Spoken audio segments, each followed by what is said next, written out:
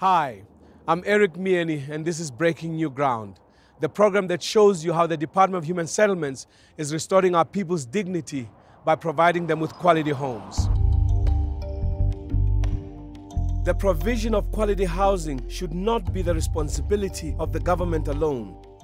Private companies can also play a role to assist by providing housing for their employees.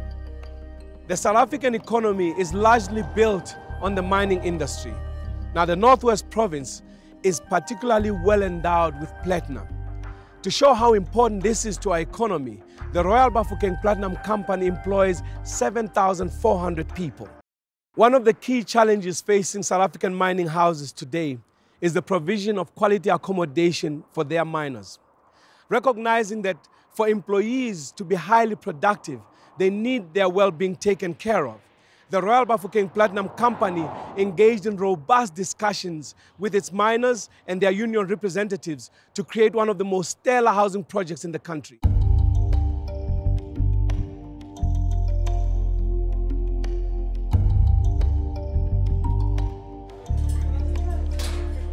Lina laka ke Matheben Pitso. Ke na 34 years old. Ke nna ko Waterkloof le ka Mogelo Mpitso e leng ngwanake.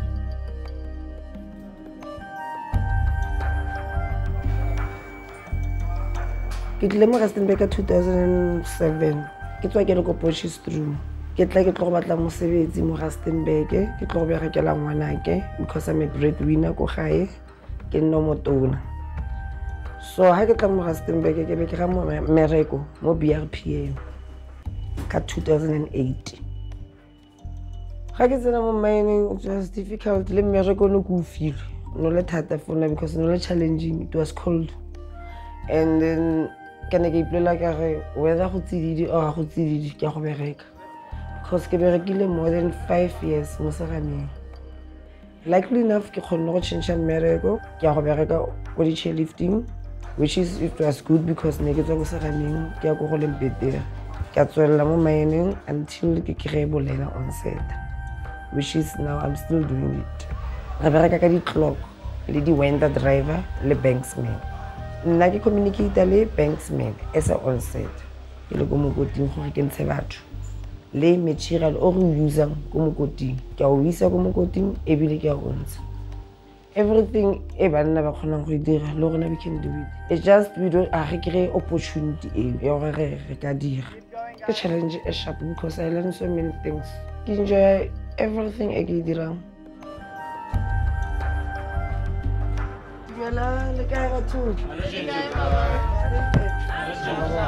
I remember hane ba re bolela ka housing. Na re se sure gore go nna go teng go gotle. Then we went there and we ratile dintlo, which is kanti ke dintlo tse go gotle go tlo go qualify la tsone. I was renting Bafokeng. Fine, it was a small room.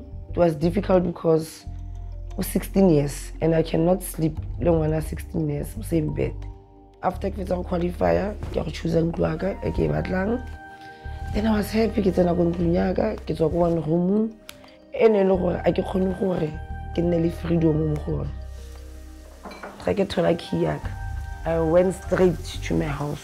Then I was like crying alone in my house. Yes, that was the moment for me. It shows every parent. Better life. For me, even if I die, I know my son on a place, a place called home. At least I will die happily because I know there is like something. You know, when you work that hard on a job you love that much, it makes sense for you to rest in a home that good.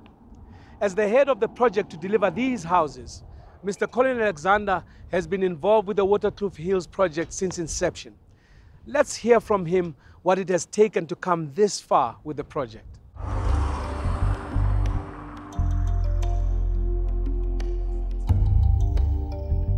Thanks for joining us on Breaking New Ground and giving us some time to discuss Waterkloof Hills as a project. Let me start by asking, how did this come about, this project? It was really a product of a wage negotiations. Normally part of the demands is on housing, either some living out allowance or homeowners allowance. But then we started debating whether the purpose of the allowance. We then sat and discussed a model. And around about 3 in the morning, I took out a piece of paper, sketched a schematic, and asked the leader of the negotiations to say, will this work? Which they then looked at it and they said, look, we can live with this thing. So what did you put on that little paper that they then looked at and approved? In a nutshell, is positioning the external funders to say, these are the guys who will borrow money from, which I call developmental funding institutes, and the position of this new entity that we would create, which almost is an internal bank, Royal Bafokeng Resources Properties, the position of the mining company, Royal Bafokeng Platinum, the union and its employees, and this is each one's contribution. It sounds to me like legal issues were quite a challenge. Could you take us through that and other challenges that might have come up once you had the model and you had all agreed to work on it? A myriad of legal challenges arises. Chief amongst them is the National Credit Act, which prohibits you to lend recklessly. Also prohibits you to lend to certain individuals who are over indebted. Essentially, Royal Bafokeng Resources Properties was then created as a bank, an in-house bank. So that means we can borrow to somebody who would otherwise not have access to commercial banks. I look at the houses here, it's quite a specific design. How did you get to the house model, now to get to the nitty-gritty, so to speak? So there's essentially 4 variations or categories of employees that we wanted to cater for. So per category, as you will see around you, there's different variations there. But each one of these plans is signed off by the union. So none of these things is done without co-consultation. How big do you envision this to be when you are done? We foresee 3,400 housing units. The majority of those would be obviously the 80 square meters. The ones that we are looking at here, there will be 623 of those 92 of the managerial type houses, and 12 of those who run businesses, who head up businesses. Could you take us through all the other technological aspects of the project? What most think is making it a bit futuristic? In here, every house to have fiber optic cables connected to it. Everywhere you are on this estate, cameras all over the estate so that we can track and monitor and link it to the National Traffic Information System. Linked to this is an app where you can real-time check your consumption of water, check consumption of electricity, top up if you need to top up. We're also looking at recycling water, creating a water in collaboration with the municipality. We have land set aside for a mall, but we will not sell the land, but rather equitize it so that these homeowners and mine workers have a stake in the mall. What happens to this community when Royal Bafokeng Platinum Company closes? Johannesburg has become a financial economy. It has survived mining. I think very few of us remember that there were mines in Johannesburg once. So essentially, that's where we want this community to be. The idea of building an affordable suburb that could easily fit in a city of the future for mine workers is mind-bogglingly brilliant. You are talking fiber optic cabling, economic activities, job opportunities, all in an eco-friendly and safe environment. Amazing. After the break, we take a look at how this suburb is being built.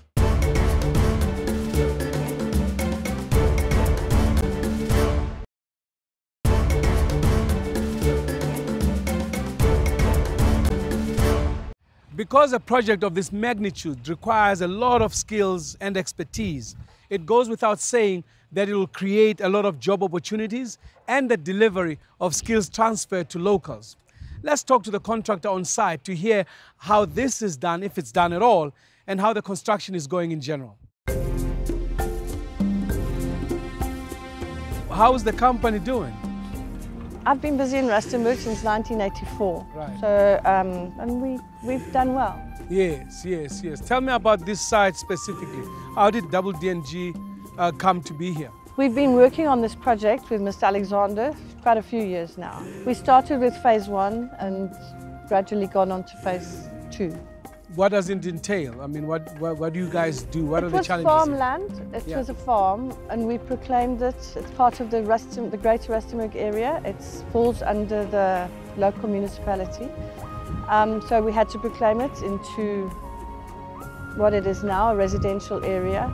And it also has an area for shopping and schools. And then we have to get the civils in, there's roads, sewer, electricity, everything that it entails to have a house. So it's a proper greenfield, Yes, rather? Yes.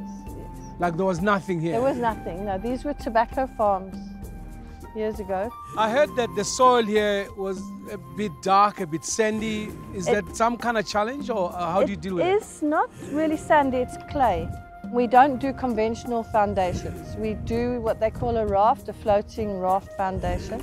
The raft is specifically designed by an engineer.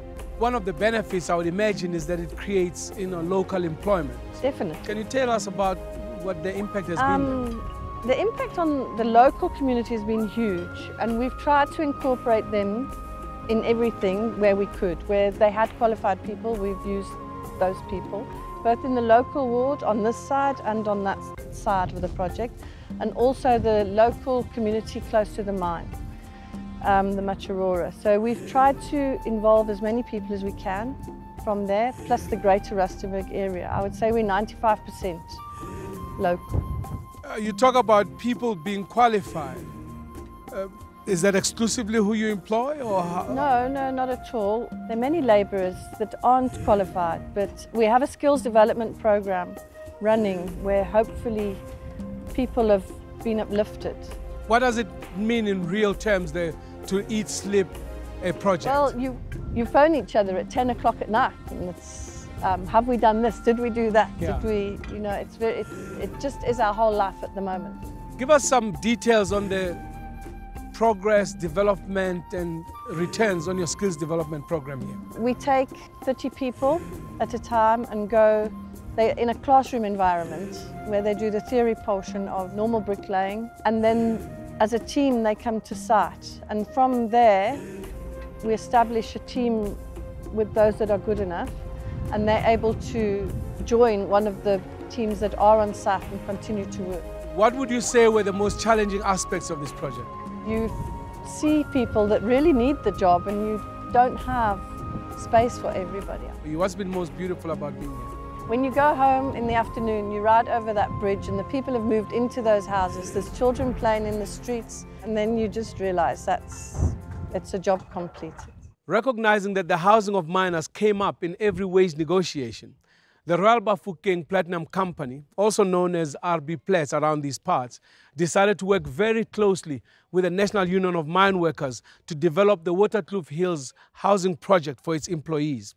This is what NUM's Muthusi Lekgotle had to say about the collaboration.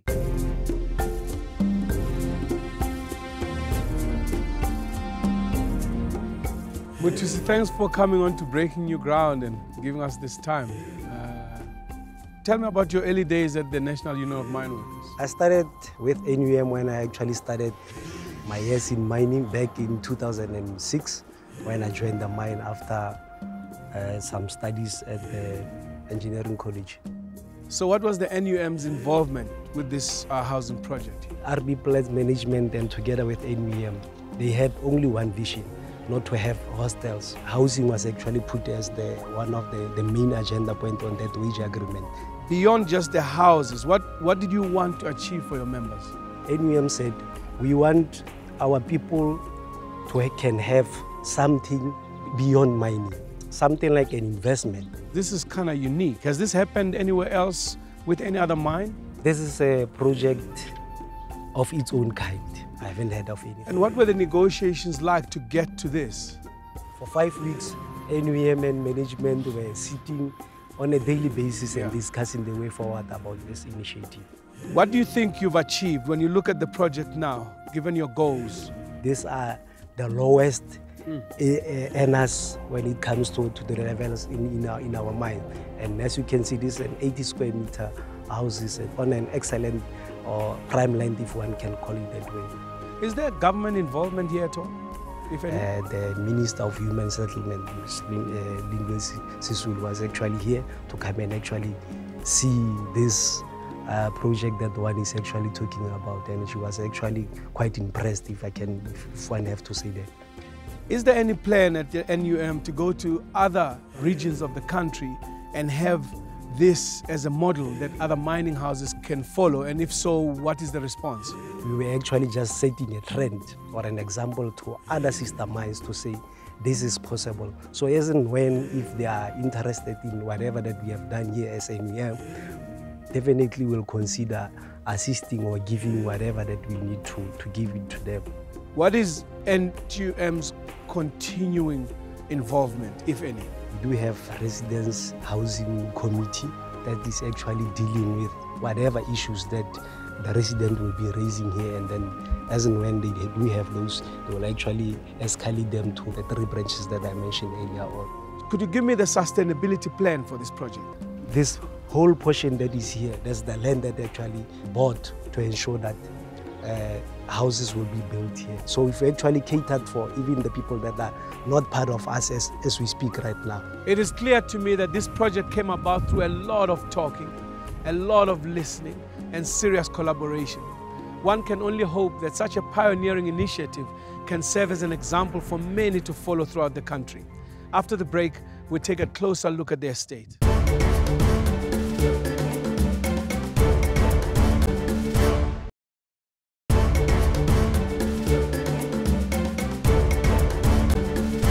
A place like Waterkloof Hills comes with different services and facilities to improve the quality of life for its inhabitants. These require consistent management and regular maintenance. Let's see what this estate has on offer and how it's run.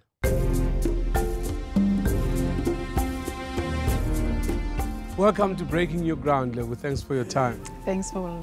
Yeah. So you are the project coordinator for Waterkloof Hills. Yes, I am. Tell me what your job entails exactly. My job entails the maintenance, the running of the estate. What are you coordinating here? We have the control room, which is the surveillance room. That is where we can view what is happening around the estate, and for security of the kids and to control the vehicles that are coming at the estate. When you hear about accommodation for miners by mining companies, right? It's hostels pretty close, it's right there. And you talk about the transportation. Tell me about that, how it works, how it came about and why you have it. The union came up with management and they listened to the employees, and the employees said, no, we don't want to be closer to the mine, we just want to be a bit far so that we can fill our homes. So this land was the one that was identified, and we built on it. Transport is to transport them because we have different starting hours. So it will help them to be at work on time and coming back home safely on time. How do you resolve disputes if there are any? We are always keen to assist where we can. We are always keen to share where we can. Is there, in addition to that, some kind of code of conduct that everybody has to follow? Yes, we do have in place. Like if you can come here at 7 o'clock in the evening, you won't find any noise. And the puppies, we know what size of dogs to have. If we have a puppy, we know that you have to secure your house so that the puppy doesn't go next door and mess next door. So they really follow the rules very well. Take us through your security system and how it works. We have 34 cameras. We also have the Sageway securities patrol around the estate corner to corner during the day to see what is happening. What was the result of this security addition? Some of them, they don't even have butler bars, but they know that we'll find our home safely because both parents and children are at school. The house is just locked. Thanks for speaking to us here on Breaking New Ground, and all the best with the estate.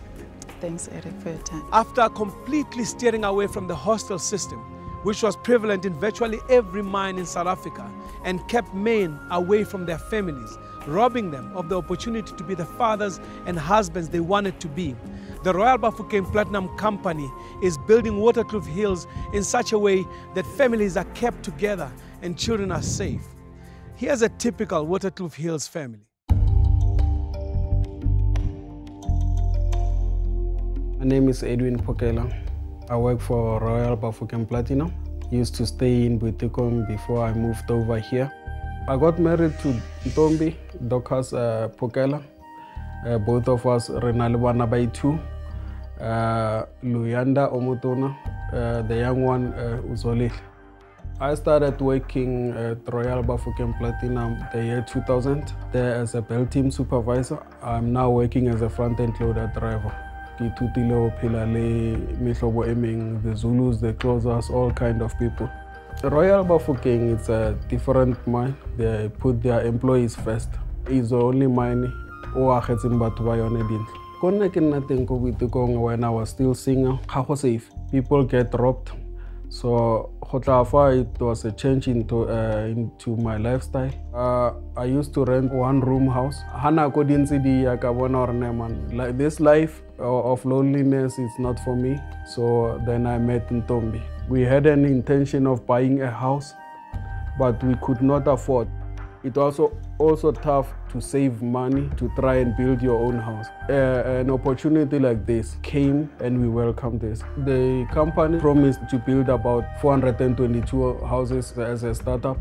The company was going to assist the employees with 2,722 as home ownership allowance. The house worth 3,400, which means 2,722 is coming from the company, and about 700 is coming from the employees. The application process, what they do, there is a company called DC Clinic that deals with the housing assessment and everything to check if they can help you. Most of the houses looks alike. It's standard to have a 3-bedroom house, of which it's a nice thing. It was a first to have such a big house for me. We came here, we looked at a number of houses. We found this other house on the circle. My house came in.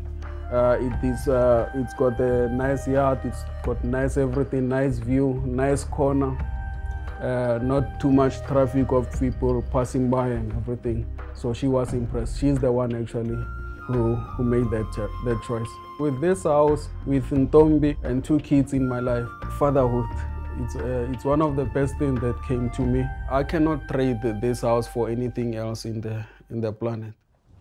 If the Royal Bafokeng Platinum Company can pull this off so eloquently, imagine what bigger mines could achieve, thus improving their mine workers' well-being, lessening staff turnover, accelerating productivity, and making more profits because they'd have less strikes. Man, one can only hope that with rising patriotism, more companies will learn from the Royal Bafokeng and follow suit. This has been another edition of Breaking New Ground. Join us again next time.